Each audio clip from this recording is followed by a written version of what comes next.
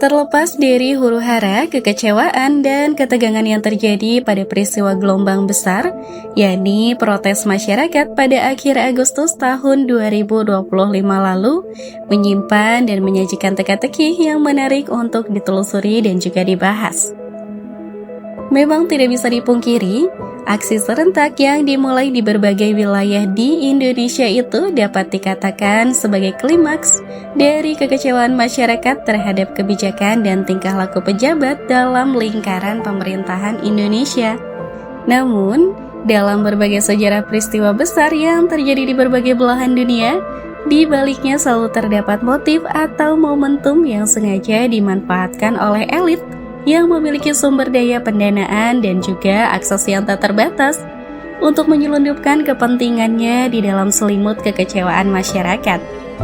Pada momentum tersebut, dalam tanda kutip, masuklah juga pengaruh-pengaruh eksternal non-masyarakat yang mencoba memanfaatkan momentum untuk ikut bermain, memainkan proxy war, dan menunggangi kepentingan masyarakat untuk melemahkan marwah pemerintahan yang sah dari luar dan juga dari dalam.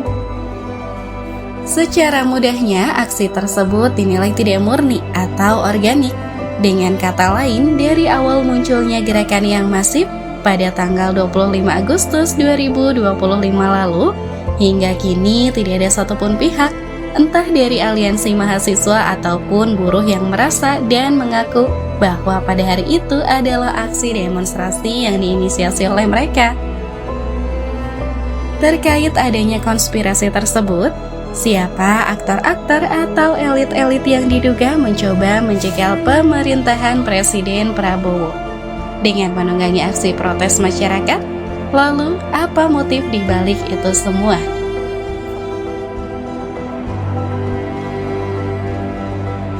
Pertama, perlu diketahui untuk membuka ruang dan menyelaraskan isi tayangan dengan pemahaman kita bersama, dimulai dari setelah memegang tampuk kepemimpinan Republik Indonesia. Presiden Prabowo memiliki komitmen terhadap penegakan hukum untuk memberantas kegiatan ilegal yang merugikan dan menghentikan aliran dana yang selama bertahun-tahun berganti presiden membuat negara serta masyarakat sebagai wajib pajak rugi dalam ribuan triliun rupiah, yang seharusnya dengan total kerugian tersebut dapat digunakan untuk menstimulus kesejahteraan masyarakat. Saya tidak ragu-ragu membela rakyat. Saya akan hadapi mafia-mafia yang sekuat apapun saya hadapi atas nama rakyat. Saya bertekad memberantas korupsi. Sekuat apapun mereka, demi Allah saya tidak akan mundur setapapun. Yang mana hal tersebut tentu akan membuat mafia-mafia yang selama ini melanglang bebas berkeliaran dan tidak ada pihak yang berani untuk membuka kedoknya semakin gusar, kalut, dan merasa terancam terhadap ketegasan pemerintah. Salah satunya yakni The Godfather of Gasoline dari Indonesia, yakni Rijal Khalid, yang selama bertahun-tahun tidak tersentuh oleh hukum. Kedua, selama 10 tahun atau 2 periode menjabat, mantan Presiden Joko Widodo telah membangun sebuah dinasti dalam pemerintahan. Secara definitif, dinasti itu tidak terbatas hanya pada keluarganya saja, tetapi juga terhadap koleganya dalam pemerintahan, yang diberikan potongan-potongan kue seusai hitam di atas putih yang mereka sepakati. Secara politis, hal ini memberikan loyalitas yang begitu tinggi dari para kolega ini terhadap mantan Presiden Joko Widodo. Yang ketiga, apa itu proxy war dan bagaimana proxy war bekerja? Proxy war yakni konflik yang terjadi antara dua pihak atau lebih, yakni elit atau tokoh penting yang tidak berkonfrontasi secara langsung, akan tetapi menggunakan pihak ketiga atau pemain pengganti untuk bertempur dan berjuang atas nama mereka. Hal ini jelas beralasan berkaitan dengan nama besar masing-masing yang tidak ingin terlihat buruk dan kotor di hadapan masyarakat. Dalam eksekusinya, mereka menggunakan pihak ketiga dengan kelompok atau individu yang sebelumnya tidak memiliki hubungan dalam catatan atau arsip yang nantinya tidak akan bisa dibongkar dan dibuktikan ke hadapan publik. Selanjutnya, pihak ketiga ini didanai, dilatih, dipersenjatai, dan diarahkan pihak yang menjadi pemesan atau penyokong dana untuk melakukan kepentingan politik atau ekonomi maupun juga kekuasaan. Tentu saja hal ini untuk menghindari konfrontasi secara langsung dan menghindari resiko secara langsung terhadap pihak pemesan. Dan perang proksi ini tidak selalu identik dengan kekerasan bersenjata, tetapi telah mengalami modernitas seperti perang cyber, propaganda, dan operasi intelijen. Terkadang pihak ketiga ini juga pandai dan ahli memanfaatkan momentum dengan menggunakan provokasi terhadap masyarakat, menggunakan narasi afirmatif yang dimanipulasi agar masyarakat secara tidak sadar melakukan tindakan-tindakan yang sebenarnya itu menjadi tugas pihak ketiga.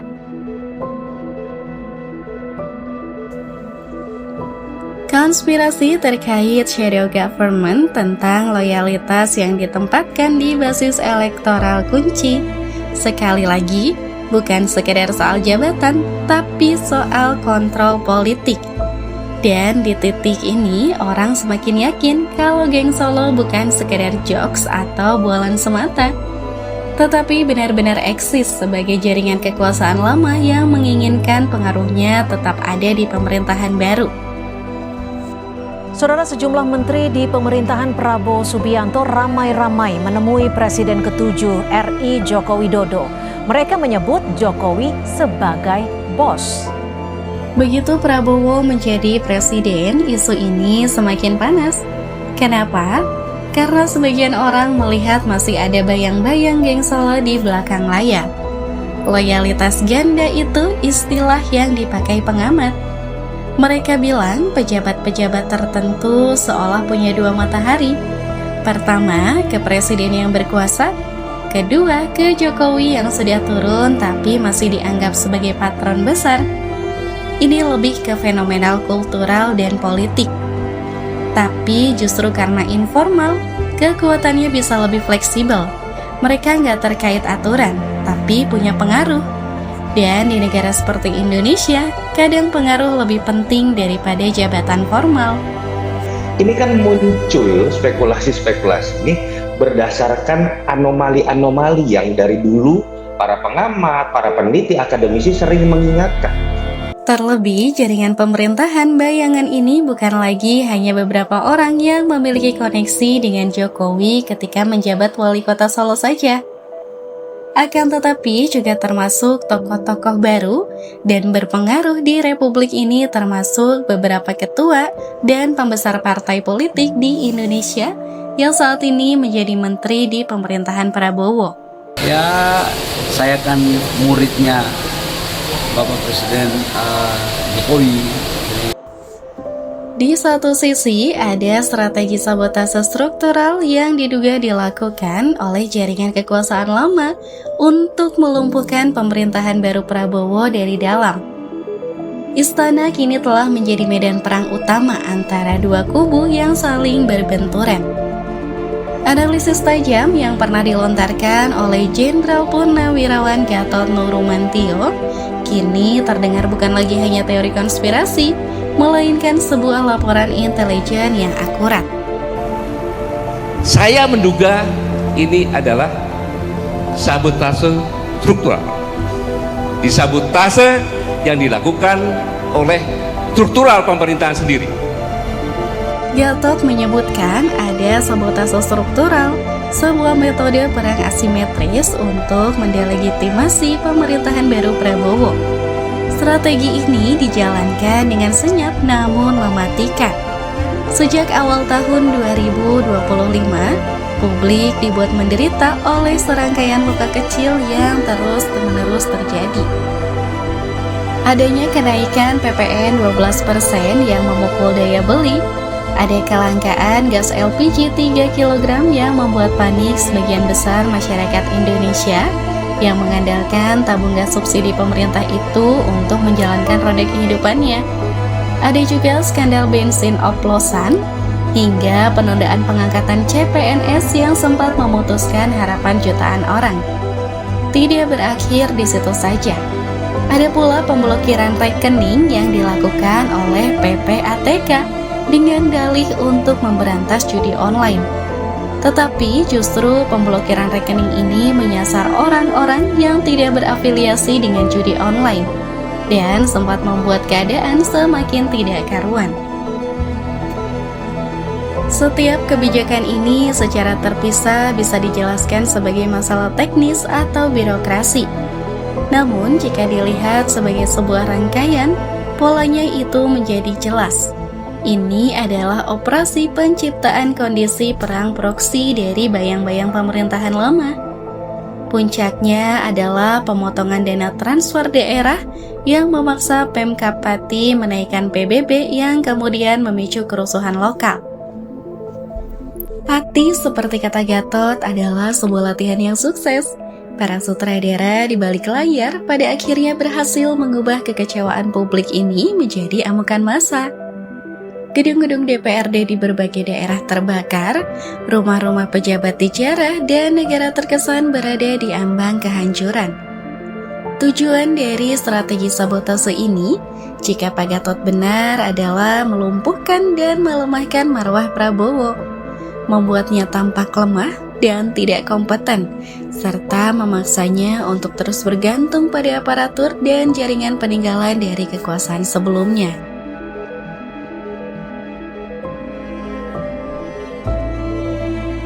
Mantan Kepala BIN AM Hendro Priyono tempo lalu sempat menduga bahwa dalang kerusuhan ini adalah pihak luar. Ada yang main. Pada waktunya saya bisa sampaikan namanya yang main. Itu dari sana, dari luar. Orang yang dari luar hanya menggerakkan kaki tangan yang ada di dalam. Namun baru-baru ini muncul konspirasi bahwa dalangnya adalah Riza Khalid, pengusaha minyak yang kini sedang buron. Konspirasi ini diawali dari unggahan sosial media sejumlah menteri kabinet merah putih. Menurut mereka, Prabowo adalah pimpinan yang berani membongkar mafia besar yang tidak pernah disentuh oleh pendahulunya, termasuk mafia migas bernama Riza Khalid. Unggahan itu pun seolah memberi petunjuk bahwa ada pihak-pihak yang tidak senang dengan langkah bersih-bersih pemerintah dan berusaha menjegal pemerintahan Prabowo dengan memprovokasi dan menunggangi kerusuhan.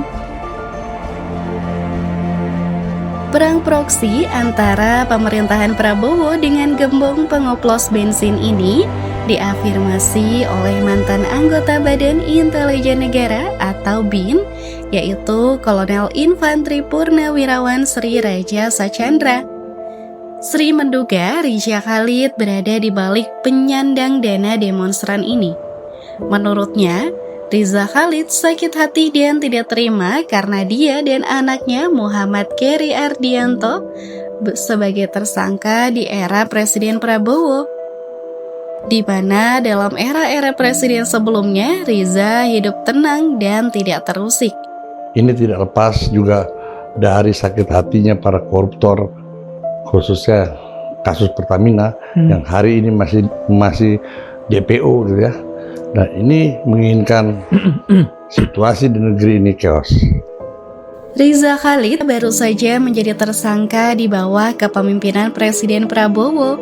Kejaksaan Agung resmi menetapkannya sebagai tersangka dalam kasus dugaan korupsi tata kelola minyak mentah PT Pertamina. Tidak main-main, kerugian negara dalam kasus ini diperkirakan mencapai 285 triliun, menjadikannya salah satu skandal korupsi terbesar dalam sejarah Indonesia.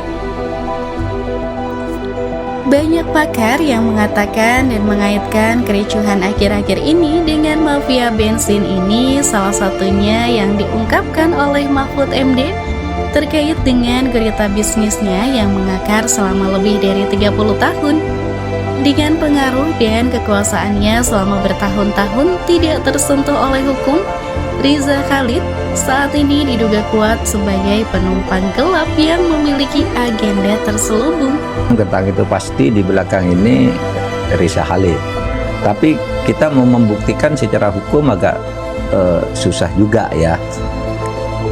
Jadi, tidak cukup heran dan cukup masuk akal apabila keterkaitan pihak-pihak di atas dikaitkan sebagai dalang dalam perang proksinya untuk menjegal pemerintahan Prabowo, yakni dengan menunggangi aksi protes masyarakat dengan memaksa menambah bumbu kericuhan dan kebencian yang menuju kepada pemerintah dengan framing pemerintahan yang gagal. Bagaimana tidak? Baru selama 10 bulan menjabat, di pemerintahan ini sudah banyak bandit-bandit, sudah banyak mafia-mafia yang selama ini dekat dan mesra dengan presiden sebelumnya, jatuh berguguran kalang kabut lari dari kejaran negara. Presiden Prabowo telah berani membuka kotak Pandora yang selama ini tertutup rapat. Tentu saja hal tersebut menimbulkan resiko besar, karena berkaitan dengan aktor-aktor besar dengan aliran dana yang tidak tanggung-tanggung. Bisa jadi jika kita menggunakan opini liar, dengan keterkaitan aktor-aktor ini memiliki pola kerjasama yang rapi. Karena langkah yang diambil oleh Prabowo selama ini bukan hanya menangkap 1 atau 2 orang, tetapi berani melawan dan mengakhiri struktur oligarki lama antara pemerintahan bayangan dan cukong politik di belakangnya yang tidak tersentuh oleh hukum selama bertahun-tahun. Yang pasti, langkah ini menandai babak baru dalam perang melawan mafia dan kekuasaan lama yang selama ini menghantui Indonesia. Sebuah isu yang selama ini hanya jadi bisikan, kini mulai terang benderang di hadapan publik. Dan yang lebih penting, jangan sampai kita sebagai masyarakat hanya dimanfaatkan menjadi pion-pion untuk diadu domba oleh kepentingan elit jahat yang tidak ingin kejahatannya diakhiri. Terima kasih telah melihat tayangan ini sampai akhir dan tunggu pembahasan lain dari kami selanjutnya.